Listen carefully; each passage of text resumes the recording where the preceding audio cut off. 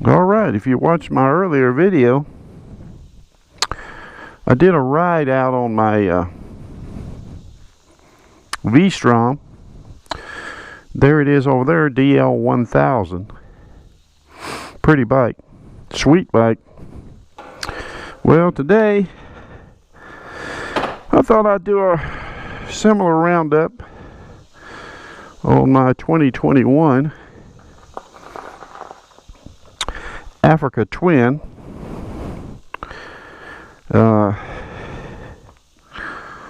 And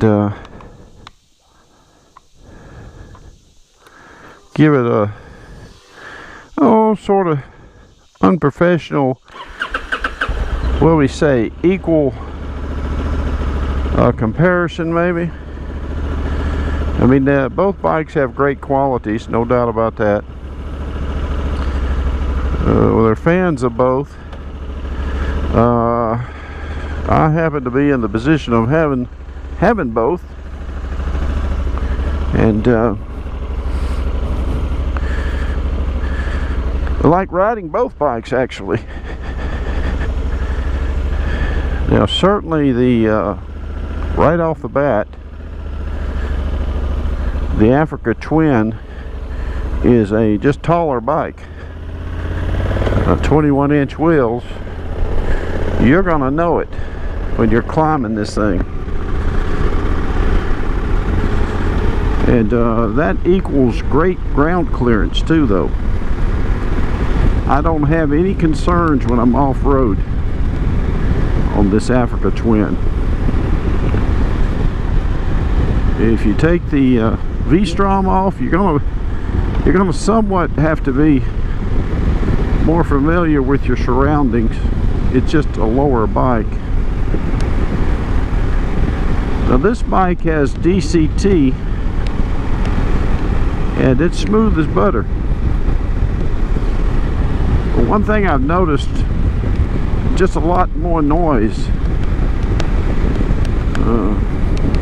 I just hear a lot more noise from the chatter, and I'm sure that has to do with that dual clutch transmission. There's a little turtle that across the road, so you just get a lot more chatter from the crankcase and I guess the transmission area on this bike. Of course, you're probably not going to hear that now, but sort of to the naked ear, I certainly hear it pretty regular. Now, the V-Strom makes engine noises too, and there's been discussions about that, but this has definitely got more chatter than the V-Strom. Now, okay, so I'm sitting here, and there's no clutch work on this bike. I mean, I'm in drive mode. I guess you could manually work the clutch, but look at this, how smooth this thing is. I mean, bam, look at it switching. Third gear, fourth gear, fifth gear, sixth gear. I mean, the bike is smarter than we are. And this comes in handy when you're off-road. I mean, no slip of the clutch here. This thing thinks before you think. And it simplifies riding. I mean, it makes it so easy. I mean, imagine when we learned how to ride our bikes, and we had to learn how to operate that clutch, and we really became dependent on the clutch and brakes. Now, I mean, that's all removed, and you're making turns or anything, you're just using your brakes. You don't worry about that friction zone. The bike will worry about that.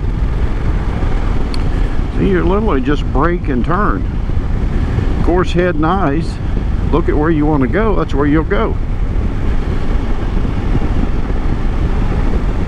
This bike sits a lot taller.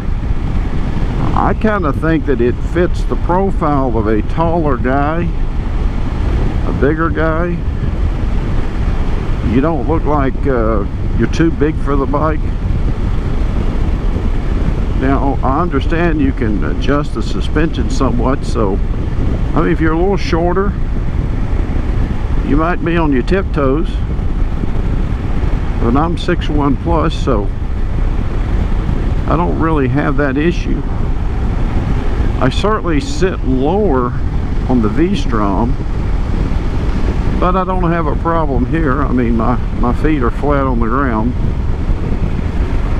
This bike is loaded with electronics, almost too many.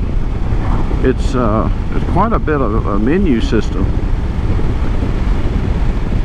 and you know, it's bells and whistles, and I stick to the basics. I mean, I'm in tour mode now, and on the fly you can change that mode. That's kind of a nice feature. And as soon as I think I'm going on gravel or off-road, I'll change the setting.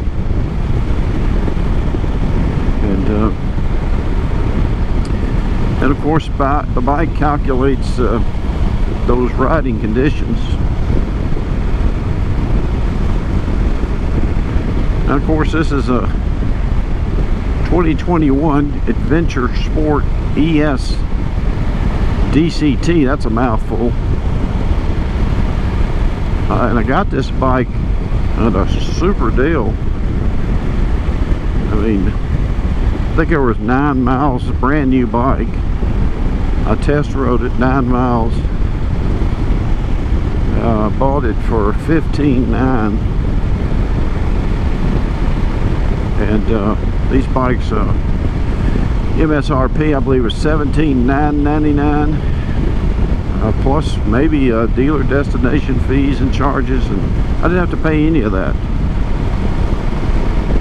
Well, essentially that was over $2,000 plus in savings, and given the economy and the market conditions, I think that's pretty good deal. I hear a lot of people are paying MSRP plus, I guess due to shortages, supply demand. But one of the things I noticed real quick about this bike is I have absolutely no concern now about jumping off on the road. I mean, that's the beauty of this thing. I mean, whether you're on a paved street, paved highway, or you jump off on a side road, I mean, it gives you, I think the build of the bike gives you some confidence. Certainly this riding position puts you up in an elevated position. This has an adjustable windshield too, which for taller people like me, I mean, it's nice to have that feature. I can adjust that up and down. The wind buffeting is not straight face forward. I can feel it in my arms, but that's okay. I like that wind. It's 75 degrees right now. It's been kind of overcast. There's, depending on which weatherman you listen to, it's either going to rain or it's not. In terms of accuracy, maybe we should all be weathermen. I mean, they never seem to be totally accurate. But you can't keep a good rider down. So we're out and about, cruising about 60. The one thing about these bikes that's different too is chain maintenance. On both the V-Strom and this bike, there is that element to deal with. These shaft drive bikes sort of remove that. And there's pros and cons. But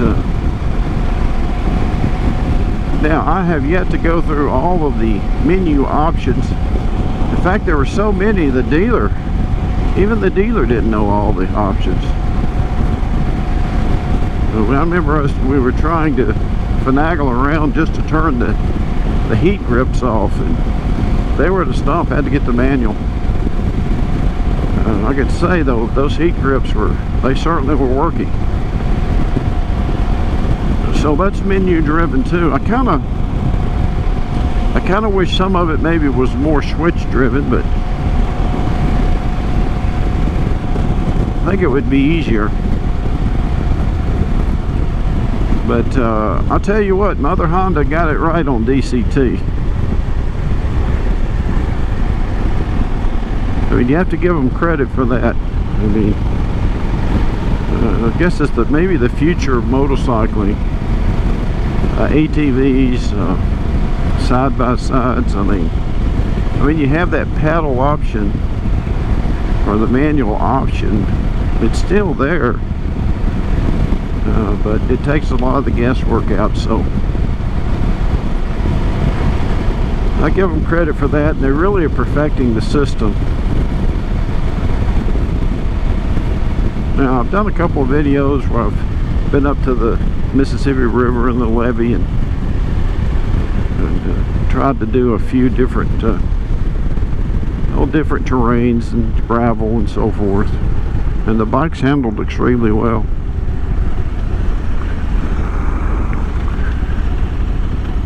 I really like it's kind of stop and go at the red lights and stop signs usually. I mean it's a well balanced bike, and I mean, bang, you're gone.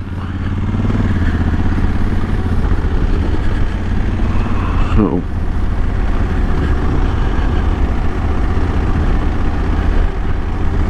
kind of stop and go, I guess. No downshifting and all that, so that's all removed. Makes for tight turns. The 21-inch wheel, I believe, gives you a tight turning radius.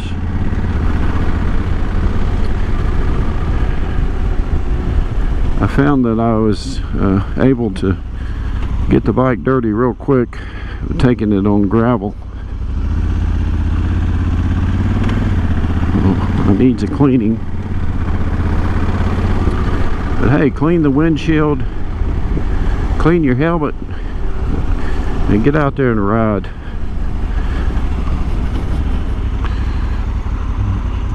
Here we go. Push and go. Boy, that's smooth ride there. And the bike has a lot of power. Now, I say that V-Strom that I did a video on, it is sure wound tight too, and does a great power source too. And well, I'd put them neck and neck. That V-Strom would outrun this Africa Twin. It's super fast out the gate. But it's probably more a street bike. So, you know, you don't buy the Africa Twin for primary street activity. I wouldn't think so. If you buy an Africa Twin, you're going to spend a good amount of time, or plan to, you know, on off-roads and offshoots and stuff. And we've got plenty of those in Tennessee here. And I'm just literally riding parallel to the Mississippi River at this point. And just but a couple of miles, I'm at the Mississippi River, and there's all kinds of places to ride. Some of which I did in earlier videos. But I like the AT. That's my problem. I kind of like all bikes. My wishes and wants often are bigger than my wallet. So, but all bikes ride differently. That's the sort of unique experience you get from riding these bikes and servicing bikes. Bought a lot of used bikes over the years and serviced them. And they got the engineering down pretty well on these bikes. I would say this is a reliable bike. Any more Honda products are known for reliability. This is my second Honda in the garage. I have a 22 Goldwing. And if you listen to the news report, some claim that the last Goldwing, but I'm not sure that's applicable to the U.S. But there is that beat of the drum of environmental concerns that's going on, so it's possible there could be some big changes coming. So I'm just out riding on the highway, and she's riding smooth. Speed limit here is 55. I'm cruising at 58. Weather is fantastic. Overcast but cool. Ideal riding weather, provided it doesn't rain on us. So, and even if it does, hey, what's a little water?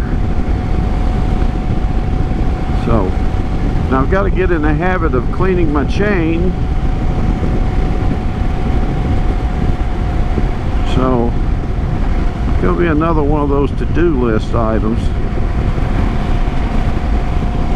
And for you pros out there that's been doing it all along, I'm going to now enter your realm and have to start doing it myself. So, but anyway, overall, I really like the bike, or I wouldn't have bought it. It does have cruise control and all the updated features that the older V-Strom does not have. But Suzuki came out with a new redesign in 2020 on the V-Stroms that added some additional features. And then there's talk of a 2023 that's going to redesign again. So,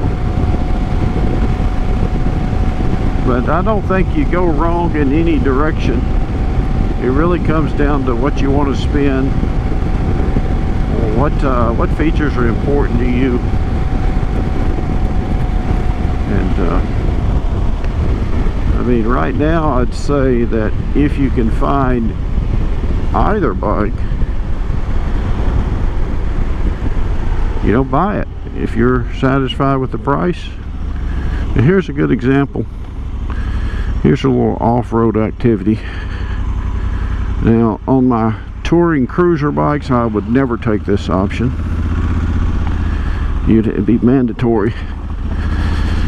But on the Africa Twin, gravel, no problem. We'll just go up here a little piece. See what we got going on here. Now, I've come back here before and ridden on a side-by-side back here. And got a lot of crop activity going on here. So let's ride down here a little bit and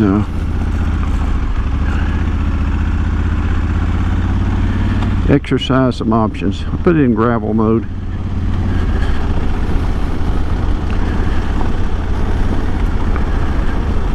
We'll just ease down here a little bit and hold her steady. Now, I've got to do a few additions to this bike. I need to put some crash bars on it pretty soon. So I'll have to get them on order.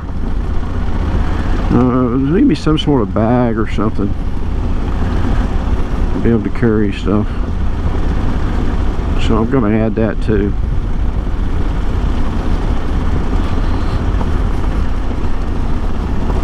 But anyway, hopefully this is a unprofessional sort of comparison.